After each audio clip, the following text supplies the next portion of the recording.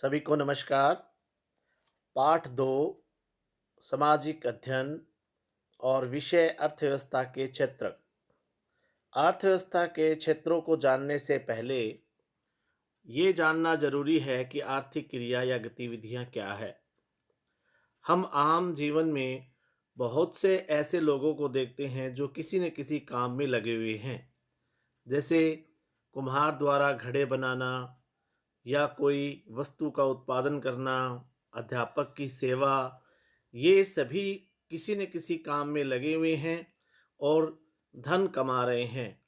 ये सभी जो क्रियाएं इनके द्वारा की जा रही हैं, अर्थव्यवस्था में इनको आर्थिक क्रिया कहा जाता है। और ये जो आर्थिक क्रियाएं हैं, ये अर्थव्यवस्था में किसी न किसी क्षेत्र का एक हिस्सा है। और वो 3 क्षेत्र इस प्रकार से है।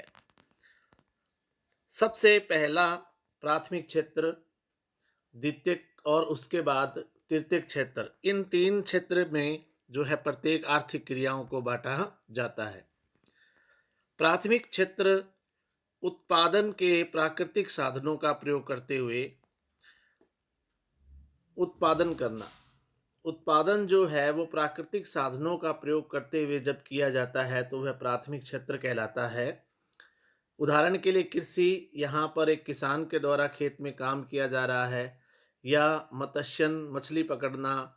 इसी तरीके से खनन और इसी प्रकार से जो है डेयरी का काम जो है वो किया जा रहा है। यहाँ पर आप देख पाएंगे ये डेयरी का काम है जो कि प्राथमिक क्षेत्र का एक हिस्सा है। द्वितीय क्षेत्र में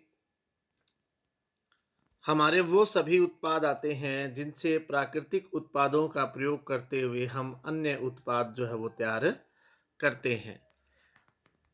उदाहरण के लिए आप देख पाएंगे कि कपास से सूत बनाना। जैसे कि आप यह देखिए, यहाँ पर जो रील तैयार की जा रही है ये कपास के द्वारा तैयार की गई है। और इसी तरीके से ये जो गन्ना है इससे चीनी तैयार की गई है। ये निर्माण क्षेत्र है जहाँ पर किसी न किसी वस्तु का निर्माण किया जाता है। और क्योंकि इस क्षेत्र में एक वस्तु से दूसरी वस्तु का निर्माण किया जाता है, इसलिए से विनिर्माण क्षेत्र या औद्योगिक क्षेत्र भी कहते हैं। तीसरा क्षेत्र जो है वह है तृतीय क्षेत्र, जिसमें वस्तुओं की अपेक्षाएं सेवाओं का सृजन किया जाता है। यानी कि तृतीय क्षेत्र में किसी वस्तु का उत्पादन नहीं होता बल्कि सेवाएं प्रदान की जाती है। उदाहरण के लिए बैंकिंग है, परिवहन है, बीमा, वकील या अध्यापक की सेवाएं। आप इस चित्र में देख पाएंगे ये बैंक का एक चित्र है।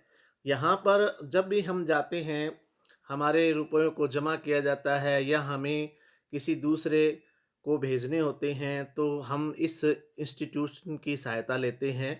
तो यहाँ पर ये किसी वस्तु का उत्पादन न करके हमारे लिए सेवाओं का सृजन कर रहा है, हमारे लिए सेवाएं प्रदान कर रहा है। इसी तरीके से हमारे लिए ये इंश्योरेंस है। इसी तरीके से वकील जो कार्य करते हैं वो हमारे लिए सेवाएं हैं। एक अध्यापक के द्वारा पढ़ाना वो भी हमारे लिए एक सेवा का काम है। क्योंकि इस क्षेत्र में सेवाओं का सृजन होता है, इसलिए इसे सेवा क्षेत्र भी कहते हैं। इसका दूसरा जो नाम है वो है सेवा क्षेत्र। अतः संक्षेप में कहूँगा कि प्रत्येक आर्थिक क्रिया जो है किसी न किसी देश में वो 3 क्षेत्रों में ही बांटी जाती है, जैसे कि प्राथमिक क्षेत्र, द्वितीय क्षेत्र और तृतीय क्षेत्र। धन्यवाद।